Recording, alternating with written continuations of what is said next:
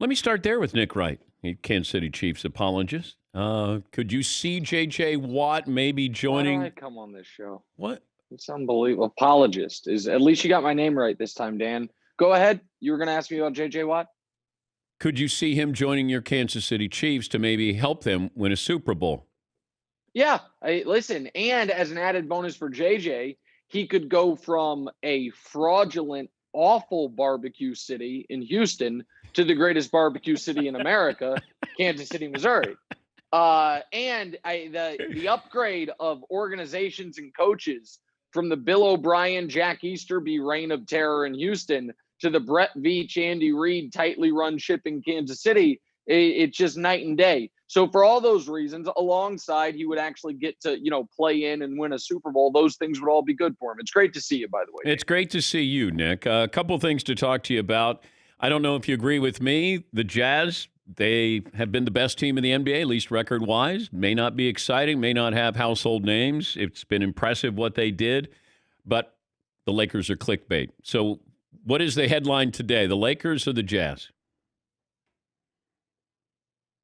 But it's not because they're clickbait, but let me go to the Jazz first. I heard the beginning of the segment, but I didn't hear the very, very first words out of your mouth. It was odd to me. Why were you spending the open of this hour talking about the 2015 Atlanta Hawks? Or was it the 2018 Toronto Raptors? I'm not sure. It sounded a lot like that. And this team, listen, I'm not going to go out on the limb and say they're actually, going to be good in the playoffs. But man, oh man, have you seen Jordan Clarkson's true shooting percentage? Because if you don't give him the respect, if you don't understand that Georges Niang is going to be just a playoff sniper, well, you're not a sophisticated erudite basketball fan. We've seen this team before. Okay, we but know wait, what this team are is. you not interested in the Jazz because they're not interesting or non-threatening? What's the? Well, there's a half dozen teams that with a gun to your head, you would pick over them to win the title. Just like the 2015 Hawks. Remember the 2015 Hawks? They had their entire team won player of the month. Do you know why that happened? Because it's like, well, we know none of them are that good, but they were 17-0, so we got to give it to them. We've seen this story before. It's a fun, nice, cute story, and I'm glad for the people of Utah that they get it. But this is not a contender in any stretch of the imagination. Now, the Lakers, we've also seen this story before. Do you know what this Lakers team reminds me of? The first Laker team LeBron was on. It's like LeBron and a bunch of okay pieces, because when you don't have Anthony Davis and Schroeder, but more so Davis, that's what this team is.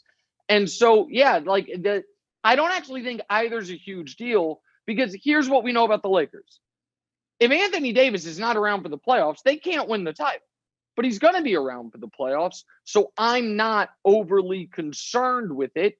And LeBron is having go through his Basketball Reference game log. It's usually January, but he has a down 2 weeks shortly before the All-Star break. That's what's going on with him right now, and his shot has failed him for the last month. It'll come back. Lakers will be fine. This load management with LeBron. What should be the approach by the Lakers? What should be the approach by LeBron? I'm 36 years old, which makes me a millennial, but there are certain things about me that I feel like I am of your generation, which you're the silent generation, right, Dan? I'm not sure which one.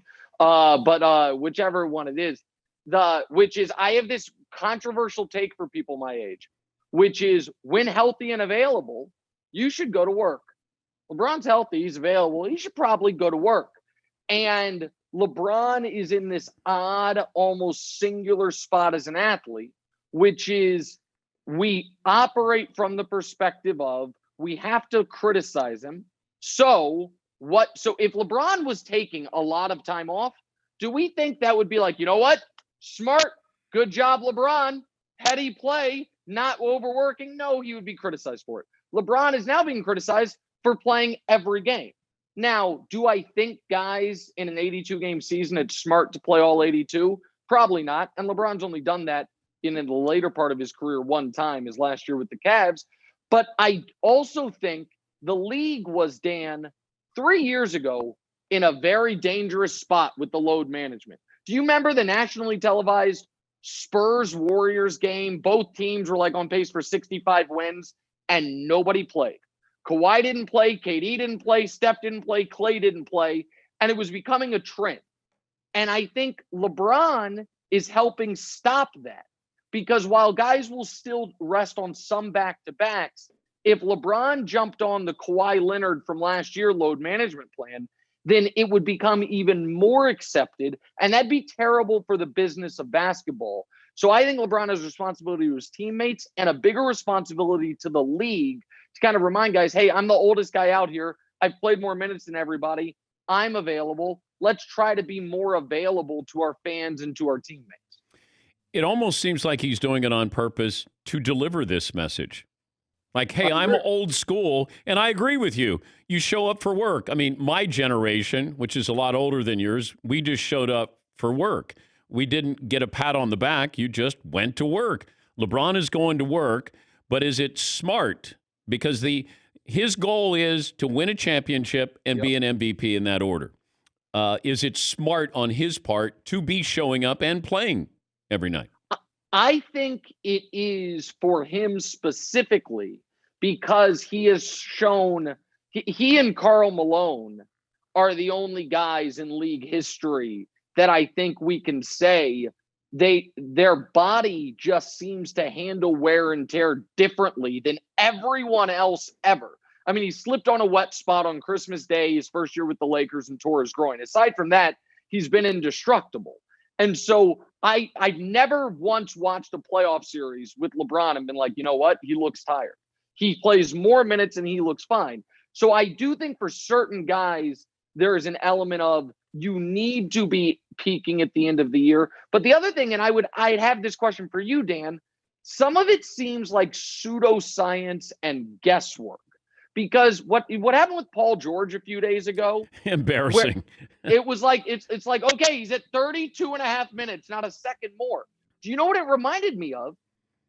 35 years ago, Jordan, when he was coming off the foot injury, and I only remember it because it was in The Last Dance, he wanted to come back in the game in the last minute. Remember, he was arguing with the coach, and the doctors came down. They're like, no, 18 minutes maximum. I'm like, really?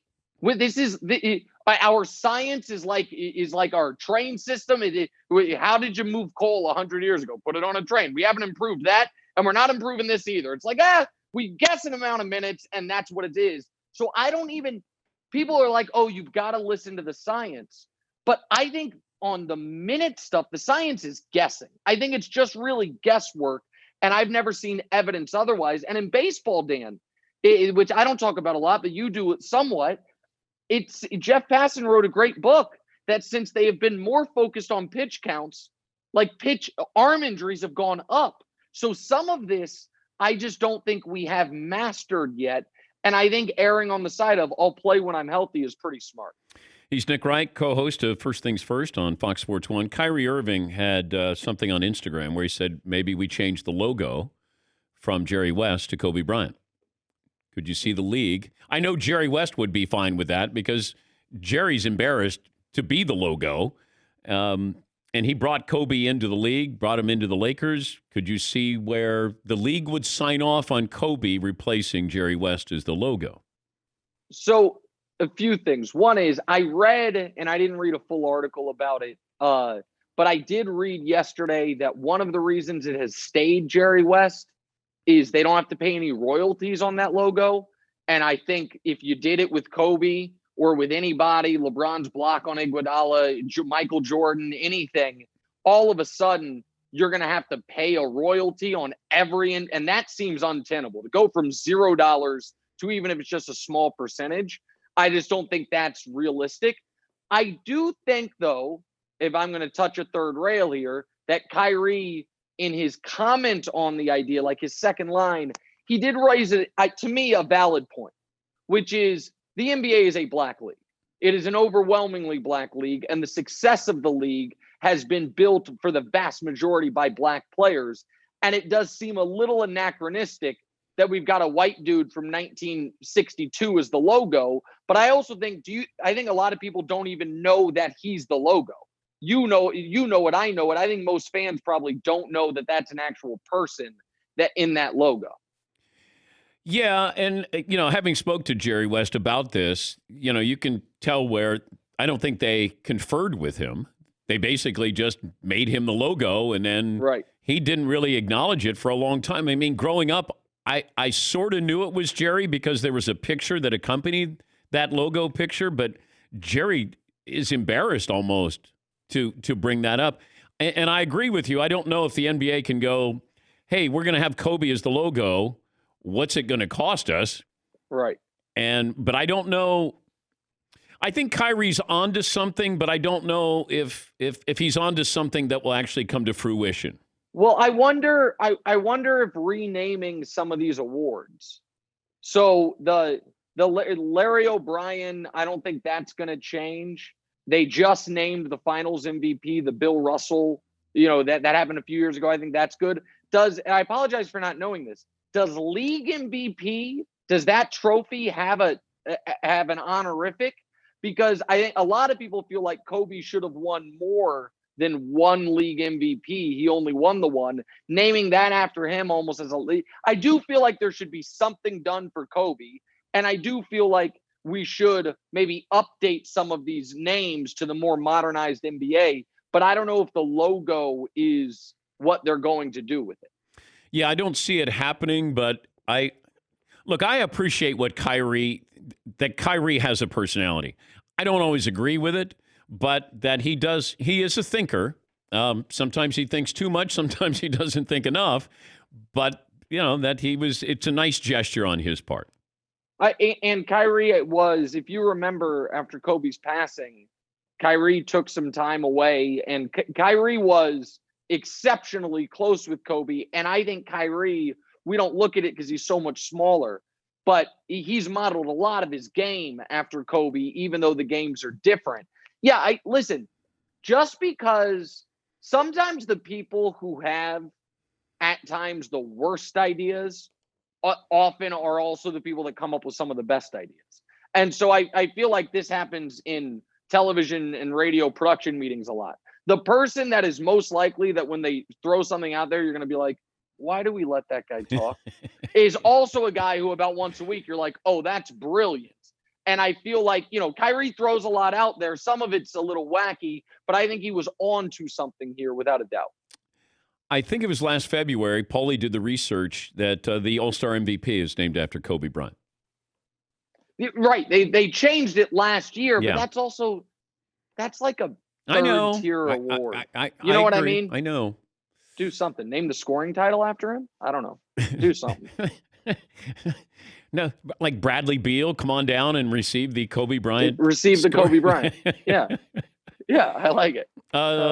Do you want in on the J.J. Watt game that we played? We played it already. Where we think he's going to end up? Do you want to? Sure. I'll be in. You got one pick. I got one pick. Here we go. Hold on. Here we go. Here's the Nick Wright. Green Bay. Okay. That's my pick. Going out on a limb there.